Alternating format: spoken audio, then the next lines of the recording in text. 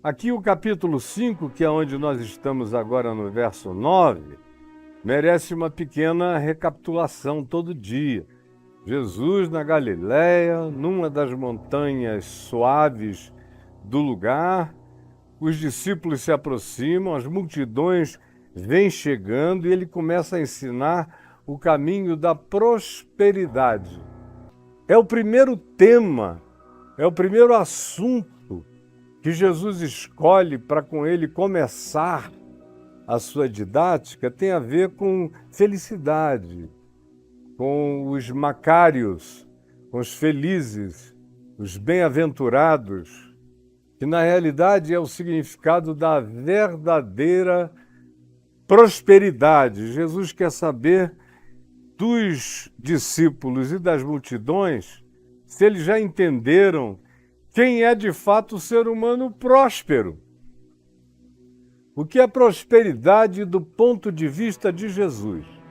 Aí ele diz que o próspero, e ele os ensina, porque isso é algo que pode ser ensinado, e não apenas para ser apreendido com o cérebro, nem de modo acadêmico, nem apenas de modo a ser decorado, mas de modo a ser introjetado para ser praticado, vivido, para dar fruto e produzir as transformações que o Evangelho propõe. Então ele começa dizendo: ninguém será feliz se não for humilde. E humilde no sentido de ser ensinável, esse é o significado. Como você sabe, eu já repeti milhares de vezes, gente que tem humus, de onde vem a palavra humildade, umidade e humus, vêm todos da mesma raiz que afirma o elemento de fertilização da semente. O humilde de espírito é esse indivíduo em cujo coração a sabedoria cresce, o evangelho se dilata, a fé aumenta e se aprofunda, a consciência fica forte e se enrijece, a perseverança se define como característica essencial do nosso caráter.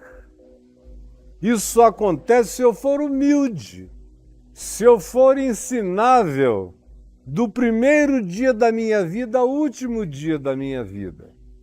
É por isso que eu tenho muito medo de gente formada. O cara que se diz, eu sou formado nisso, eu sou pós nisso em geral, botou um teto na cabeça. E se chega alguém que não diga exatamente as coisas conforme ele as aprendeu, ele as despreza porque não faz parte da sua linha original de pedagogia e de aprendizado. E nem percebe que ele tem um teto na cabeça e que ele ficará condicionado aos mestres que ele teve, que estão longe de poderem trazer a ele qualquer coisa que signifique completude. Eu vou falar hoje bastante de completude, de complementação. Mas humilde de espírito é esse indivíduo aberto eternamente. É essa pessoa que não se fecha nunca, que está sempre aprendendo com a criança, com o simples, com o pobre, com o mestre, com o ignorante sincero e espontâneo, com a observação da vida, com um olhar que nutre uma certa ciência de apreciação nos fenômenos da existência e que olha e aprende até com quem não concorda, até de quem discorda. Há muita sabedoria para o sábio, para o humilde, no que diz respeito a aprender coisas a partir das discordâncias, do erro dos outros. A gente pode aprender muito com o equívoco alheio quando o nosso coração é humilde. E ao invés de hostilizar o indivíduo, a gente tem compaixão e com a compaixão tem uma observação de natureza crítica favorável a uma interpretação que não nos deixe cair no mesmo engano, engodo, ilusão ou miragem, que é para a gente saber em que direção a gente está indo. Então ninguém começa a ser feliz na vida sem humildade. O cara pode ganhar todo o dinheiro do mundo, pode ter mais grana e poder do que muitos Elon Musks e muitos outros bilionários da Terra, mas a verdadeira felicidade que você vê no coração do pobre do Elon Musk, que não o habita.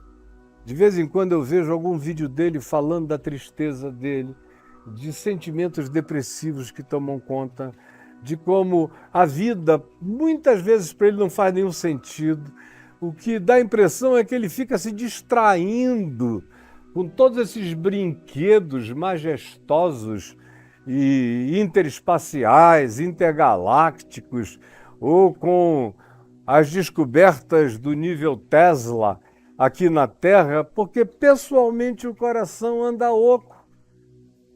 Porque o único indivíduo realmente que nunca para de ser feliz é aquele que nunca para de aprender, de se quebrantar, de ter ouvidos, olhos e percepção. Tendo olhos, vê, tendo ouvidos, ouve, tendo coração, discerne. Esse é o primeiro passo para ser feliz. O segundo, Jesus diz, é solidariedade, é ser capaz de se importar com o que está acontecendo na vida do próximo, da mulher, dos filhos, dos parentes, dos vizinhos, dos próximos e dos distantes, da sociedade, do mundo. Por mais que isso faça chorar, ou por mais que isso traga dor, eventualmente, mas essa é a felicidade paradoxal da dor solidária. Porque estranhamente na solidariedade, a gente é habitado por uma completude humana que só nos alcança quando a gente se solidariza com o próximo. Sem o próximo eu sou incompleto. Sem o próximo e sem solidariedade por ele, nada me preenche completamente, nem Deus. Porque Deus decidiu que a plenitude dele em mim passa pela minha capacidade de amor, de solidariedade, de proximidade e de interesse pela existência do meu próximo, seja ele quem seja, em qualquer lugar, próximo fisicamente ou muito distante, tanto faz. Mas esse é o segundo passo da prosperidade. Quem não bota o pé nesse chão de emoção educada, de sentimento salvo do narcisismo egótico, jamais será feliz na vida e também jamais será uma pessoa humilde. Terceiro passo é esse do autocontrole, de não se largar e se entregar ao egoísmo predatório, à vingança, à raiva, à explosão, à briga, à ira, à gritaria, ao encaramento, a dizer que dá um boi para não entrar na briga e uma boiada para não sair dessa. Esse é um idiota infeliz que o será para sempre. Para sempre. Porque não aprendeu a prosperidade de ser alguém que se controla, como diz o livro de Provérbios, de que adianta um ser humano controlar uma cidade poderosa, cheia de homens valentes, se ele não tem controle sobre seu coração, seus pensamentos, suas emoções, seus sentimentos, seu caráter, suas atitudes e seu comportamento. De que adianta? Vale de quê? Ele é o principal escravo, é escravo de si mesmo. E vive para cumprir os caprichos do seu egocentrismo, que são todos contra a natureza da verdadeira felicidade ensinada segundo e conforme Jesus. Esse é o manso, é o que se controla. A palavra designa isso. É como um cavalo poderoso, puro sangue, mas que está sob rédeas de domínio pessoal. Isso é ser feliz. Quem não aprende esse tipo de poder jamais terá qualquer outro poder e pode ter o poder que consiga regimentar, mas se ele não se autocontrolar, ele será sempre um escravo dos caprichos determinados. Aí Jesus diz, outro sinal, outra marca, outro degrau dessa felicidade espiritual dos macários, dos felizes segundo Deus, é esse espírito de desejar para o próximo o que de melhor puder a ele acontecer, que é aquilo que eu quero que me visite. O que quereis que aconteça a vós outros, seja isso que vós deveis querer que aconteça a todo outro próximo. Você quer comer? Queira para o próximo. Você quer beber? Queira para o próximo. Você quer telhado? Deseja o mesmo para o próximo. Você gosta de equidade? Pretenda a mesma coisa para o seu próximo. Você ama justiça? Então que a justiça que você ama para você seja a mesma que você queira ver alcançando o seu próximo.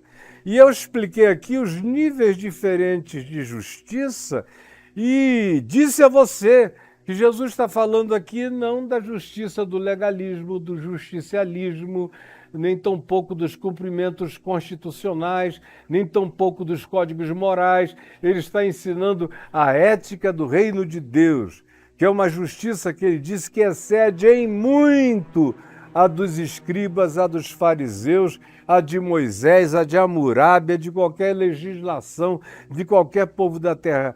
A justiça do reino de Deus trabalha com categorias que não são do justicismo, do olho por olho, dente por dente, nem do toma lá da cá. Isso aí é a justiça do mundo, é justiça terrena, animal e demoníaca. Às vezes eu preciso recorrer a ela quando se trata de uma relação institucional, quando se trata de uma demanda, seja ela em meu favor contra uma instituição, uma empresa, ou Estado, ou alguma coisa assim, mas quando diz respeito a pessoa a pessoa, pessoalmente, como diz a minha mulher, eu, Caio Fábio, nunca recorri a nenhuma justiça em meu favor pessoal, nunca. Eu sempre preferi tratar como Paulo diz em 1 Coríntios 6. Nunca levei ninguém a juízo e morrerei sem levar. E entrego tudo a Deus. E vivo numa alegria enorme de crer que pratico a justiça do reino de Deus, que excede a justiça dos seres mais justicistas e legalistas que já apareceram na face da terra. São os que Jesus mencionou, dizendo que aqueles que são discípulos dele, são os felizes porque têm fome e sede de justiça, praticam essa justiça do reino de Deus que suplanta todos os justicismos imorais e categorias ou códigos comportamentais da terra, mas nem todos estão aptos para entender esse nível de chamado para a vivência de algo tão infinitamente superior ao que é pueril na justiça humana. Aí o verso 7 fala de um outro passo sem o qual ninguém é feliz, que é a misericórdia, que eu expliquei aqui para você, que é ter coração para a miséria humana, para a dor humana, para o fracasso humano, para a fraqueza humana, para a impotência humana. Quem tem esse tipo de olhar, de coração, de disponibilidade, de atitude, de postura, esse carrega um tesouro de graça e de misericórdia creditado em favor dele. Aí vem os limpos de coração sobre os quais eu falei no nosso último encontro. E creio que, como foi o último, está bem recente ainda na mente de vocês, sem falar que está tudo gravado aí no YouTube, para você consultar essas múltiplas dimensões e como a gente educa. Ninguém nasce pronto. Como a gente educa o pensamento. como a gente educa os sentimentos, como a gente aprende a educar as emoções, como a gente aprende a controlar e a colocar sobre parâmetros de realidade as falsas impressões. E como a gente, tendo um coração limpo, não anda fazendo projeções de juízo maligno sobre o próximo, que é de onde vem a maior sujeira da gente, vem da nossa própria interpretação do próximo em relação a quem a gente projeta o pior de nós. Como Jesus disse em Marcos 7, é do nosso coração que procedem os maus desígnios, de modo que os meus olhos, o meu coração, o meu ser é tão sujo quanto sejam as concepções, elaborações e projeções dos meus olhares, dos meus pensamentos, sentimentos, atitudes e comportamentos.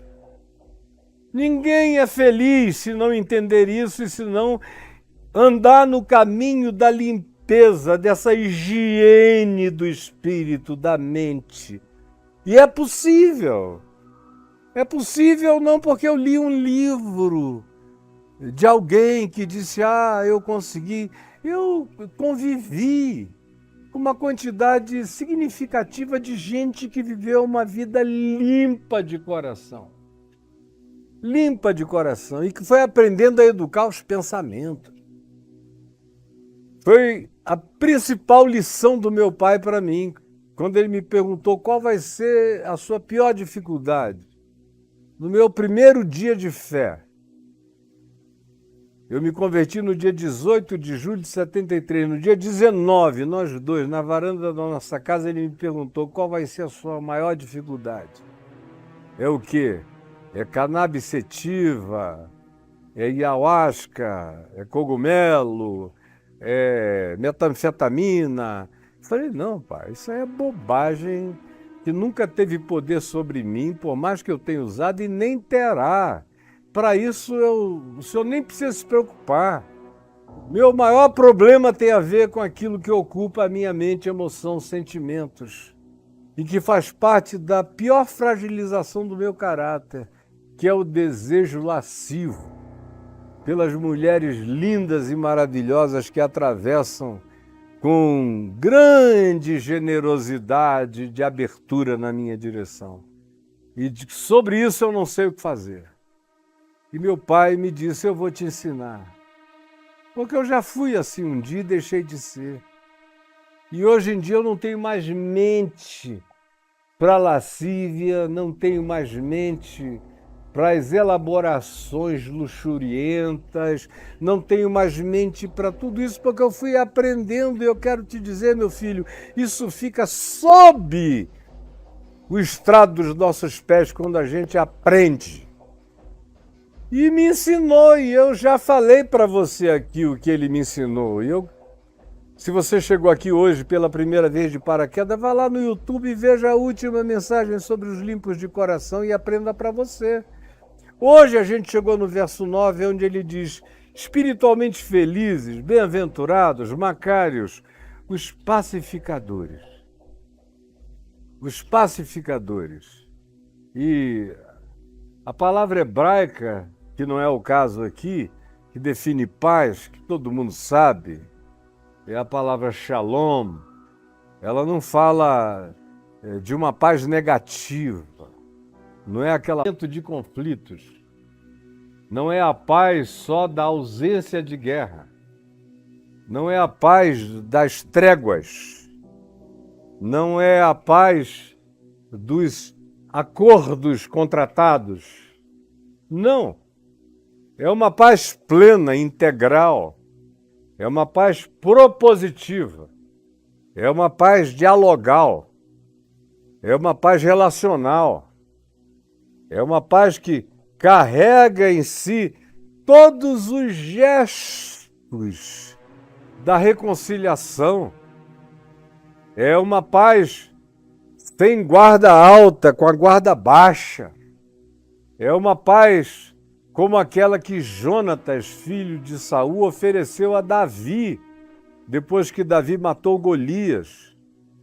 Quando Jonatas amou tanto a Davi como se fosse a sua própria alma, a ponto de que o termo hebraico para designar a expressão "e a alma de Jonatas se uniu à de Davi", é uma palavra que significa se cicatrizou, se aglutinou a de Davi, e isso gerou alguns gestos. Ele se desarmou por inteiro, ele praticamente ficou nu.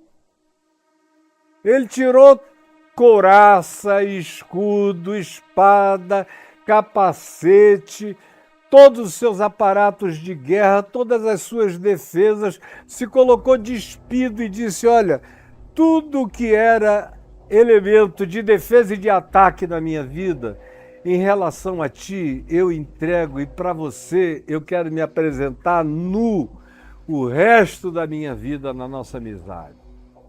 É um dos exemplos de amizade pacificada mais bonita da Escritura, é essa da atitude de Jonatas para com Davi e a reciprocidade de Davi para com Jonatas. Bem-aventurados os pacificadores.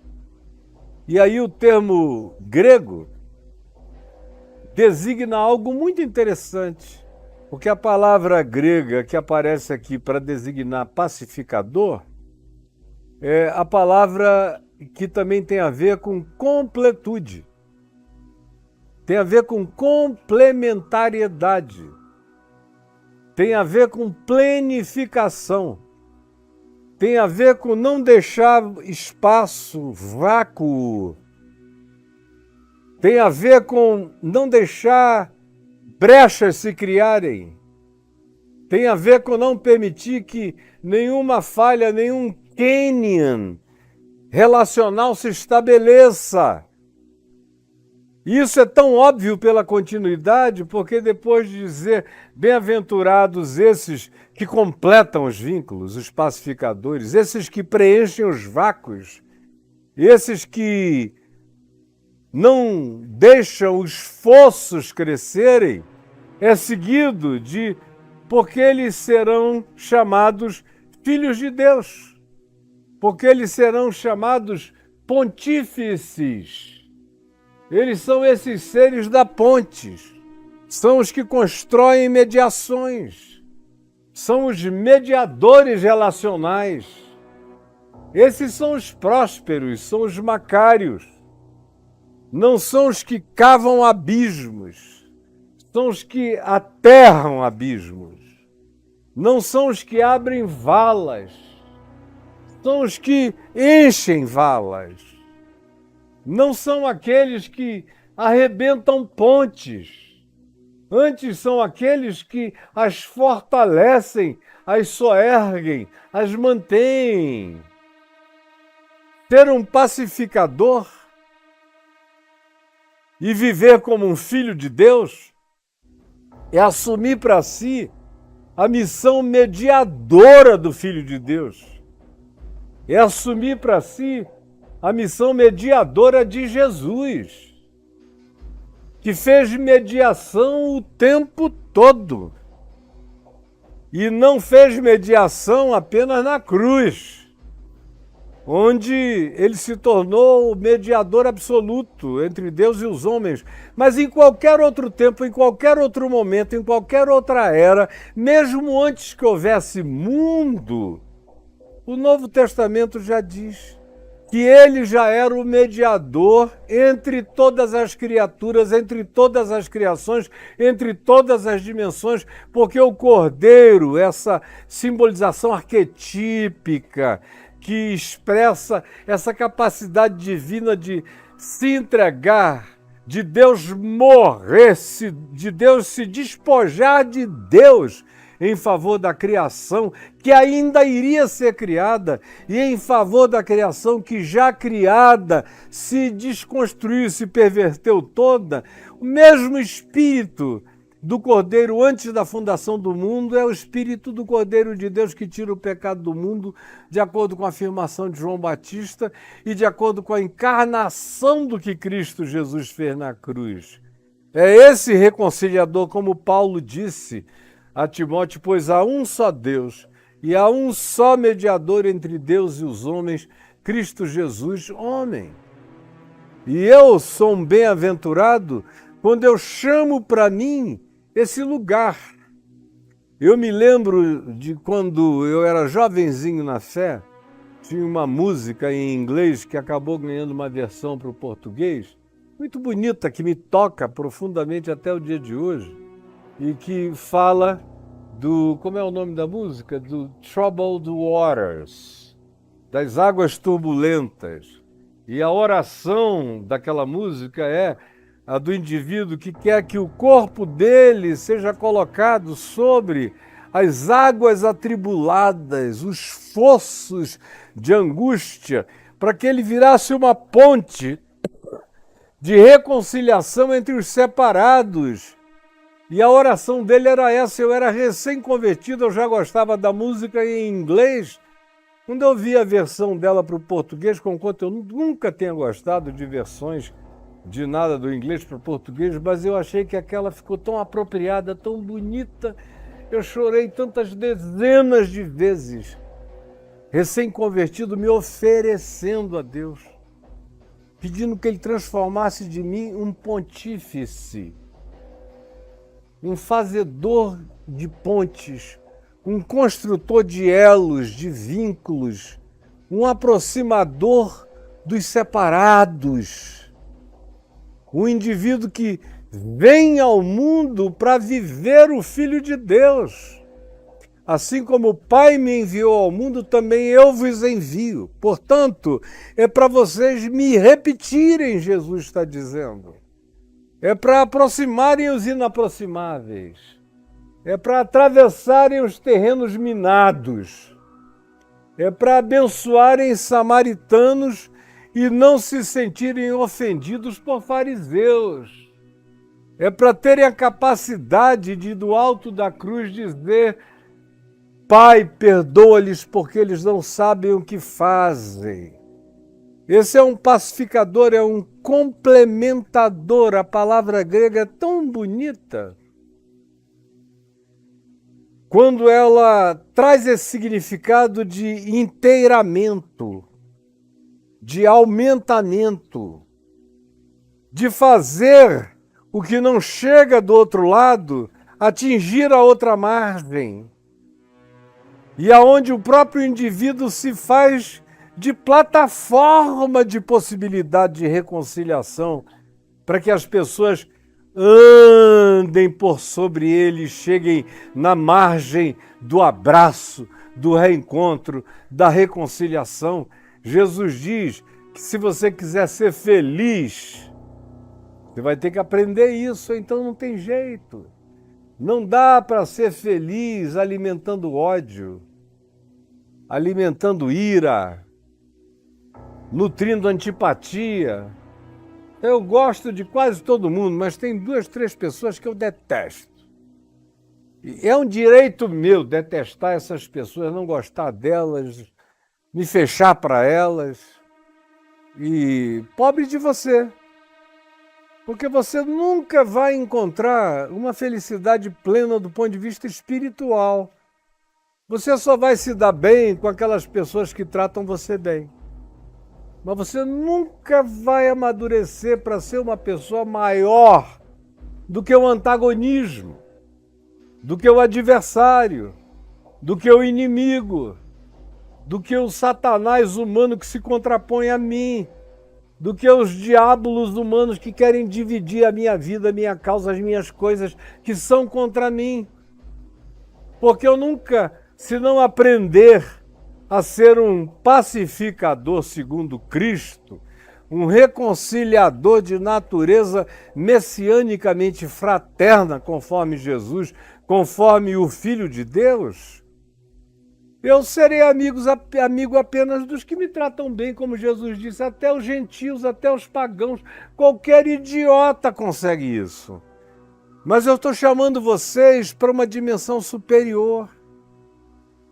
Eu estou chamando vocês para amarem os inimigos e orarem por aqueles que vos perseguem. Só esses que adquirem essa consciência e a determinação dessa prática e a ambição pela conquista desse tesouro e o desejo tenaz por essa prosperidade espiritual que ninguém rouba de nós quando ela se transforma numa herança de alegria pacificada no nosso coração, só aí, só então, é que eu me torno um Macários, um filho de Deus. Alguém que no meio das confusões da vida, quando aparece um bocado de gente, diz, graças a Deus ele chegou. Eu tenho tido essa alegria, eu digo isso com temor e tremor, na presença do meu Deus, na presença de principados, potestades, de Satanás, do diabo, dos homens, dos que me odeiam, de quem quer que seja, apareça. Quero dizer e vou repetir com toda a coragem, eu sei que tenho sido um pacificador nesses 50 anos da minha vida, aproximando casais que tinham que ter se separados há décadas atrás, estão juntos até hoje. Filhos que odiavam os pais e os perdoaram. Pais indiferentes para com os filhos que passaram a agasalhá-los. Irmãos que não se queriam bem e que aprenderam a se querer, a se tolerar. Não estou nem dizendo que foi a se gostarem muito, mas a se acolherem civilizadamente, fraternalmente, minimamente, como Jesus manda. E isso é tão maravilhoso quando você se torna uma pessoa assim. E quando você se torna uma pessoa assim, você chega nos lugares do conflito, todo mundo diz, graças a Deus, ele chegou. Como eu já ouvi tantas vezes, eu dou glória a Jesus, eu não guardo nada porque eu não tenho nada disso veio de mim. Antes de eu encontrar Jesus, eu era bom, era de briga, era de não levar desaforo para fora, era de pisar em cima e era de não estar nem aí. Foi Jesus que fez tudo isso em mim. Então isso tudo vem dele, do Espírito dele, por isso eu dou toda a glória a ele, não tenho medo de declarar que foi isso que ele fez em mim. Faz parte do fruto da graça dele na minha vida e ele deseja que seja parte do fruto dele na vida de todos nós, na sua vida, na sua vida, na sua vida, na vida de todos nós. Sermos verdadeiros filhos de Deus. Quando a gente aparece, o cara diz, obrigado, Senhor, ele chegou, aleluia, ela chegou. Quando uma pessoa assim chega, a paz tem uma chance. A reconciliação tem sua oportunidade. E interessante é que a palavra grega usada para pacificador é a palavra que tem a ver com completude, com complementação, com agregamento de planificação necessária. Tem a ver, portanto, com conclusão de pontes relacionais, onde a gente não deixa nada em aberto, que não fecha o ciclo do reencontro. Até onde a gente possa fazer, até onde a gente consiga ir, até onde a gente possa praticar. É isso que precisa ser praticado, isso é ser um pacificador. Isso não tem a ver apenas com aproximar crentes. Pelo amor de Deus, aproximar crentes dá até vergonha, como Paulo diz em 1 Coríntios, no capítulo 6. Quando ele disse, é uma vergonha para vocês. Vocês briguem tanto dentro da igreja que vocês tenham que chamar um juiz de fora, um juiz secular para reconciliar vocês, como hoje a gente vê. Pastor que entra com processos financeiros de ressarcimento, igrejas que processam pastores, presbíteros, todo mundo processa todo mundo. Não tem mais nada a ver com a justiça do reino de Deus, nada a ver com o evangelho, tudo é na carne, tudo é no olho por olho, no dente por dente, tudo é no escreveu, não leu, o pau comeu. E quem não pratica desse jeito e não é assim é otário, é um filho de Deus bobão, que podia levar vantagem. Eu, no entanto, tomei a decisão de me tornar o homem mais idiota desse mundo. E eu peço a Deus que me deixe morrer idiota, me esforçando como eu puder pela aproximação, pela pacificação. Eu tive paz com todo mundo durante muitos anos, era uma coisa praticamente unânime. Depois de 98, milhares de pessoas passaram a me odiar por duas razões. A primeira, porque eu me divorciei. E a segunda, porque eu me divorciei da igreja institucional. E eles nunca me perdoaram. Perdoado o meu divórcio conjugal, eles perdoariam porque tem gente se divorciando há muito tempo, muito antes do meu divórcio. É verdade que o meu foi um choque por causa de quem eu era, na mente quase unânime de todos.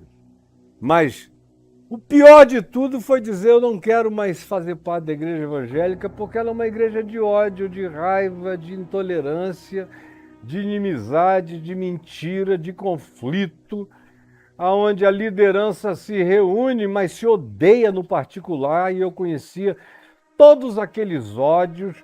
Eles se processavam uns aos outros. Eu era chamado e fui chamado mais de uma vez para resolver pendengas envolvendo milhões entre colegas de ministério que se separavam e queriam levar as coisas até as últimas consequências. Alguns colocavam até pessoas contratadas para dar surra nos outros. Eu me meti e vi a doença horrorosa de que ficar ali dentro era dar uma validação perversa àquilo que não tinha nada a ver com o Evangelho de Jesus, com a qualidade do Evangelho, que designa de fato o termo evangélico, é aquilo que carrega a qualidade do Evangelho.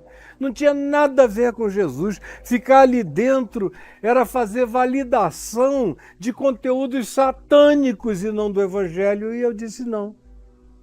Para ser evangélico, segundo Jesus, eu vou precisar deixar de ser evangélico segundo os evangélicos, que se tornaram seres inominavelmente horrorosos.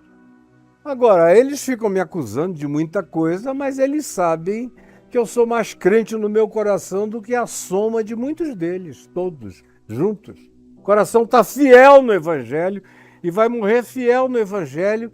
E eu vivo para completar. Conclusão: de uns anos para cá, eu fui pegando algumas pessoas que no passado andaram muito próximas de mim, ou que eu confiava e confiava para mandá-las em meu lugar, para me representarem no Brasil e no mundo inteiro.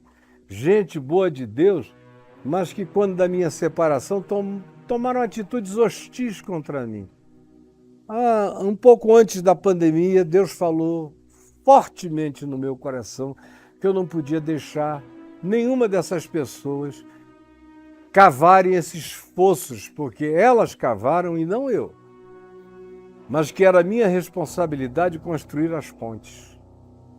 E eu saí refazendo pontes, refiz. Que coisa maravilhosa!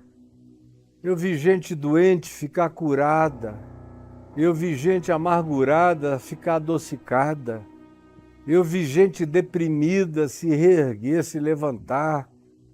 Eu vi gente que tinha mergulhado em doenças de tristeza, terem os olhos alegrados pela manifestação benfazeja da pacificação que lhes foi oferecida com toda sinceridade. E eu continuo fazendo isso. Quero dizer o seguinte a você: 90% das pessoas que eu procuro,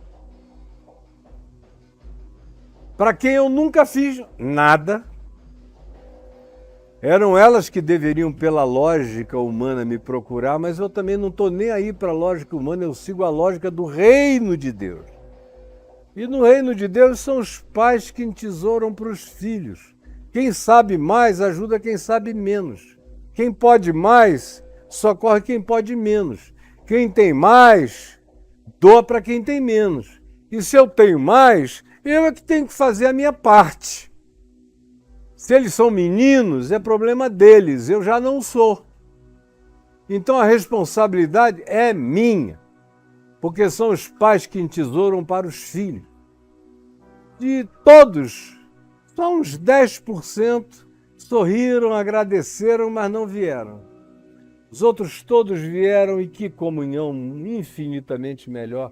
Tudo que de bom a gente tinha tido no passado ficou muitas vezes melhor depois disso. Agora tem aqueles que não fedem e não cheiram.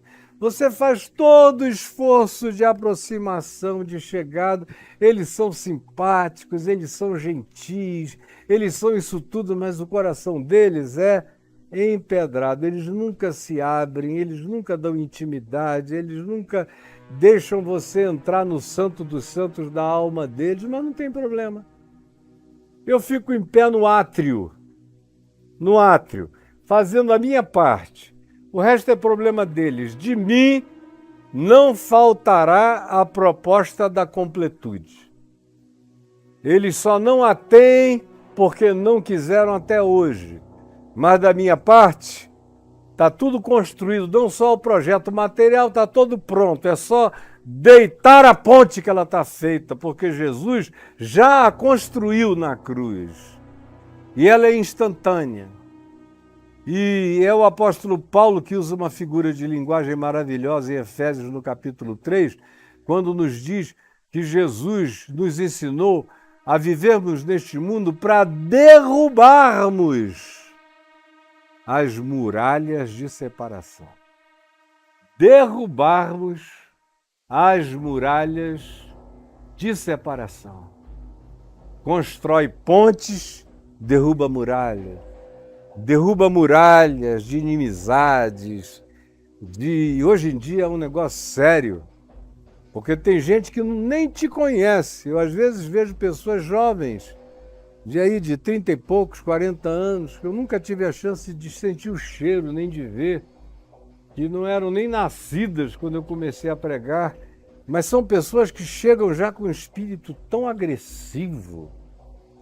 Parece que a sua mera existência já ameaça. A egolatria delas é um culto ao narcisismo, ao ego pessoal.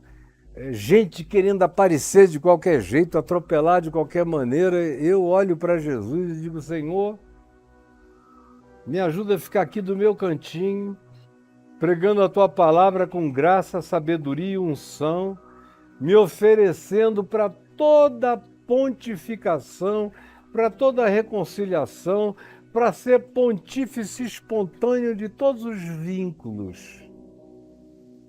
Mas, ao mesmo tempo, eu não vou deixar a atitude de nenhuma dessas crianças, desses escoteiros da religião, com suas agressividades e com as suas idiosincrasias e das suas doenças de egolatria, quererem me machucar ou me ofender o coração. Não permitirei. Eu estou aqui para derrubar as muralhas e para erguer as pontes. Quem quiser, terá. Quem não quiser, terá a minha intenção de que assim seja no dia que queiram. Eu estarei lá para completar, para realizar, para não deixar faltar aquilo que promove o encontro e a reconciliação. Esses são os chamados filhos de Deus. Esses são aqueles que, quando aparecem, a gente diz: meu Deus, esse filho de Deus estava faltando. São filhos de Deus. Agora, preste atenção. Se você for abrir, provavelmente, um comentário bíblico sobre o Sermão do Monte, eu já não abro há muitos anos. Eu li os principais comentários bíblicos de tudo. E eu leio, me manda, eu ganho muita coisa das editoras e vou checando aqui e ali. Mas como eles não estudam a Bíblia, o Novo Testamento, tendo Jesus como chave hermenêutica, eu vou discordando de uma quantidade enorme de conclusões. Mas entendo a limitação das pessoas. E o que acontece? Se você pegar um comentário desse, uma das primeiras coisas que eles vão dizer, sabe o que é? Eles vão citar Romanos 5, versículo 1. Justificados, pois, mediante a fé, temos paz com Deus, por meio de nosso Senhor Jesus Cristo. Aí, a primeira coisa que eles vão dizer é que você só vai ser um pacificador se antes você se converter e receber a atribuição lúcida e consciente, doutrinariamente explicitada, da justificação de Cristo na cruz, atribuída a todo ser humano pela fé. Eles já começam por aí. Quando na realidade Jesus não estava falando de Paulo, nem de Romanos 5, nem da justificação pela fé. Tudo isso é fato, verdade absoluta. Eu sou justificado pela fé. Isso faz o inferno tremer. Isso me dá autoridade para entrar no Tártaros, no Hades sem medo. Isso me dá autoridade para não ter medo de nada, de principado, de potestade nenhuma, de demônio nenhum, de legião nenhuma, de WAP nenhum, de OVNI nenhum, de criatura nenhuma, de ser nenhum, nem de anjo nenhum. Porque eu sou habitado pelo mais valente e não estou sob a ameaça. Quem nos separará? Paulo diz, anjos não separam, arcanjos não separam, poderes não separam, dimensões não separam, nem qualquer criatura ou criação ou dimensão, nada nos separa do amor de Deus que está em Cristo Jesus. Então as minhas seguranças são absolutas. Eu sou esse filho de Deus que anda sem esse medo. E também sem medo de ser rejeitado por aqueles que, não acolhendo o amor reconciliador, me venham a tratar mal. Esse é um problema deles, não tem nada a ver comigo. Comigo tem o fato de que eu sou um filho de Deus, um filho da reconciliação, um construtor de ponte. E isso não é porque eu crio no que Paulo disse em Romanos 5. Quando Jesus falou isso aqui, presta atenção. Ele falou isso aos discípulos dele. Nenhum discípulo de Jesus, àquela altura do campeonato, lá na Galileia, sabia nada ainda sobre justificação pela fé. Sobre o Salmo 32, que fala disso, que é citado por Paulo em Romanos 10, que é afirmado por Paulo, mesmo contexto teológico, em Romanos 5, justificados, pois mediante a fé temos paz com Deus. Isso é outro departamento. Aqui ele está falando para o Pedro da Galileia, que não tinha elaboração teológica nenhuma, para os apóstolos, para o coletor de impostos Mateus, Levi, gente que não sabia nada de quase coisa nenhuma, que estava só olhando perplexa para Jesus. E para as outras multidões que sabiam menos ainda. Então não leve isso para Paulo nem para Romanos 5, porque isso começa no lugar mais básico da existência.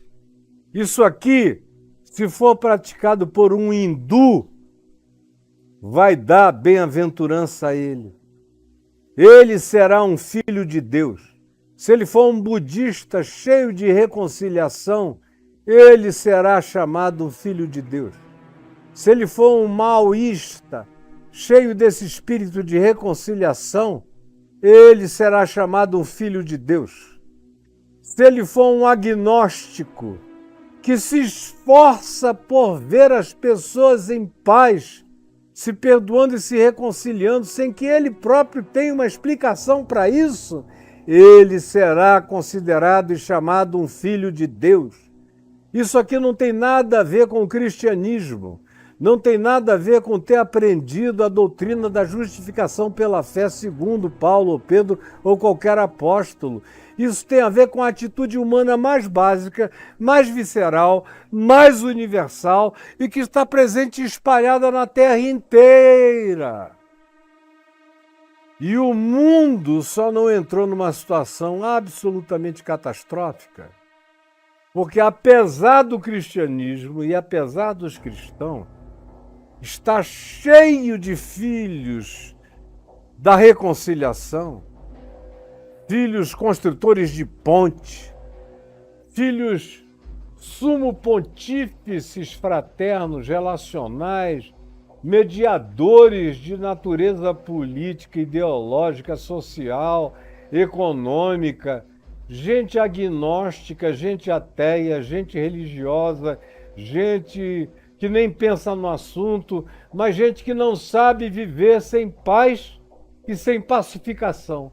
Esses, você querendo, você não querendo, você gostando, você não gostando, você me chamando de herege ou não, Jesus estava falando dessa gente. E não apenas dos que vieram depois de Romanos 5, ou de uma elaboração teológica que é verdadeira, da justificação pela fé, mas que é algo que precisa chegar como doutrinação a alguém. Jesus está falando aqui de algo que podia estar presente no coração de alguém que não soubesse nada, mas tivesse essa determinação de dizer: no meu mundo, no ambiente do meu casamento, da minha casa, dos meus filhos, da minha parentela, na minha aldeia, na minha vila, nos meus relacionamentos, na congregação das minhas amizades, ou até entre aqueles que me são inimigos, eu farei o possível para que entre mim e eles não sejam escavados poços, nem sejam erguidos muros de separação, de nenhuma natureza. E esses, seja dentro do cristianismo, fora do cristianismo, seja em qualquer lugar do mundo, sejam em ilhas nunca visitadas, sejam em tribos indígenas jamais alcançadas.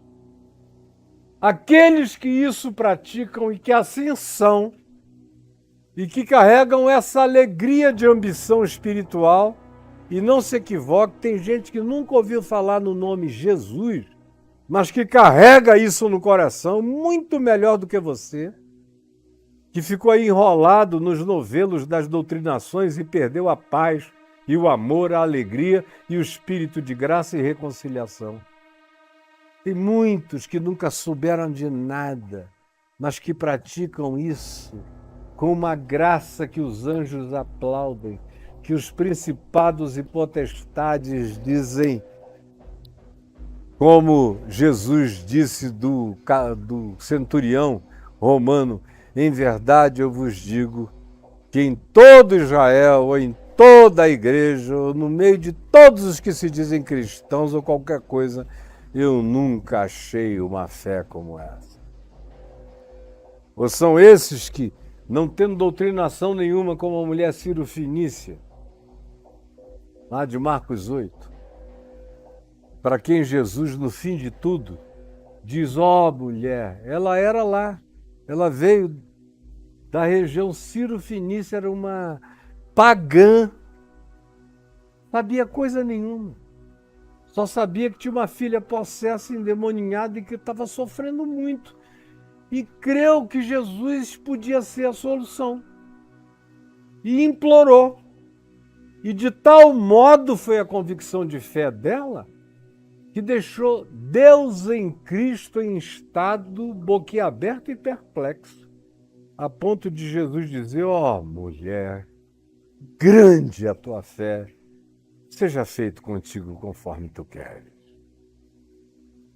Então não fique aí se jaquitando de que você é isso ou aquilo. A única coisa que importa é se você constrói pontes, ou se você cava fossos, se a sua chegada reconcilia ou separa, se quando você se aproxima, os homens e mulheres de boa vontade que infelizmente não são muitos, mas existem, ao verem a sua aproximação, ao lerem a frequência do seu espírito, a vibração da sua natureza espiritual e o brilho da luz dos teus olhos, dizem: graças a Deus, esse Filho de Deus está chegando.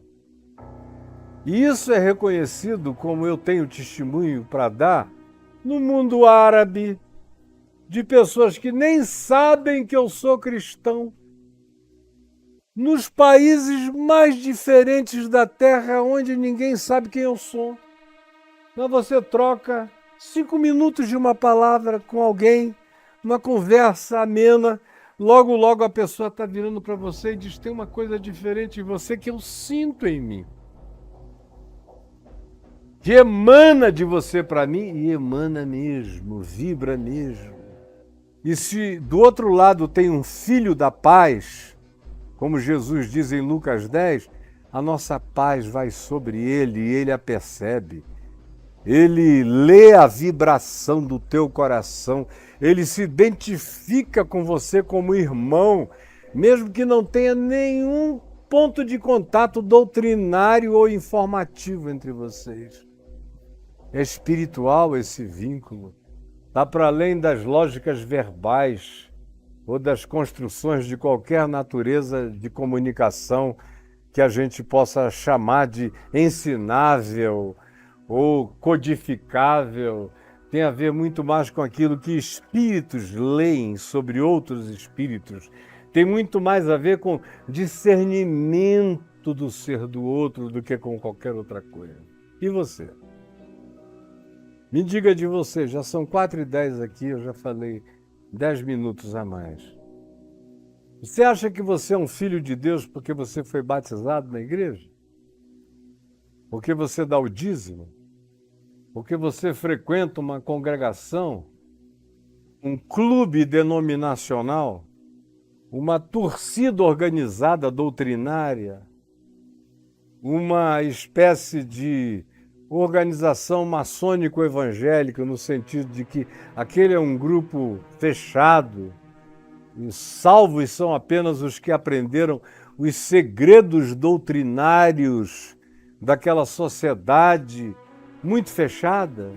Você pensa que isso faz de você um filho de Deus? Infelizmente, minha filha, meu filho, isso faz de você só um sectário.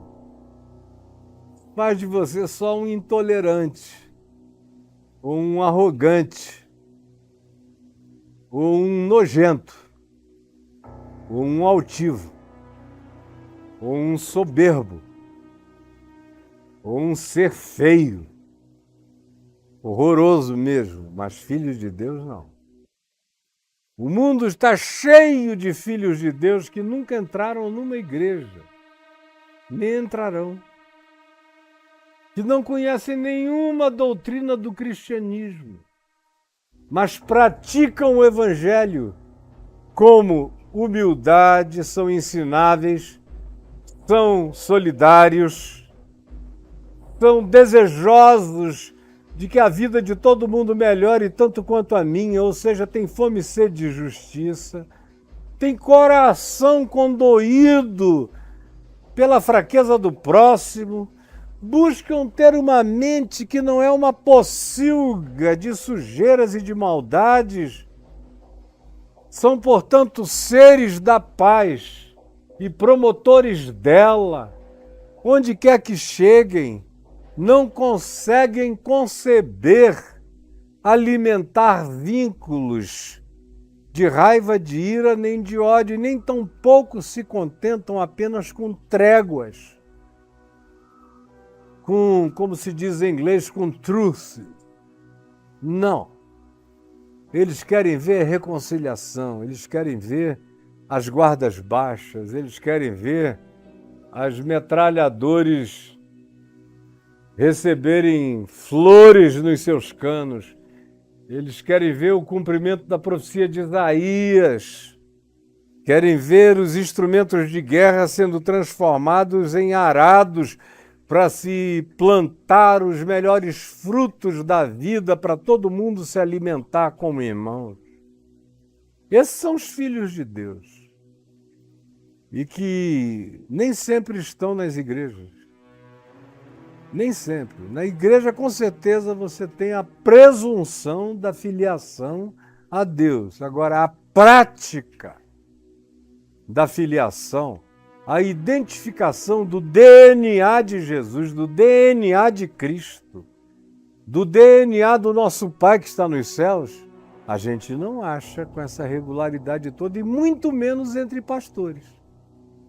A gente acha DNA mafioso, DNA de bilionários, DNA de gente que dá lugar à fama, ao poder, à importância, à aparência acima de tudo e de qualquer coisa, que querem ser filhos da prosperidade visibilizada como riqueza, como demonstração, mas não são filhos de Deus. Não são os macários de Cristo. São apenas os seres que vão enganando e sendo enganados. E distraindo a alma humana numa direção totalmente distante do significado do Evangelho de Jesus e de Jesus. E, infelizmente, até mesmo aqui me ouvindo, tem uma quantidade enorme de pessoas que está nessa situação. Eu peço a Ti, Espírito Santo, que essa palavra tenha atingido alguém, alguns ou a muitos, e que venha alcançar muito, e que passe por cima das muralhas altas, erguidas por gente que faz tudo e envida todos os esforços para que ninguém me ouça, ninguém me veja, ninguém me escute, para que eles não se convertam ao Evangelho e sejam por Ti acolhidos como filhos lindos e embelezados pela graça de Deus e pelo brilho do Espírito Santo. Por favor, vence os obstáculos, que o Espírito penetre mesmo nos corações mais hermeticamente fechados e que o poder do dunamis do Espírito, a explosão da dinamite celestial, imploda as muralhas de dentro para fora e a graça invada os corações. É o que eu te peço agora, em nome de Jesus.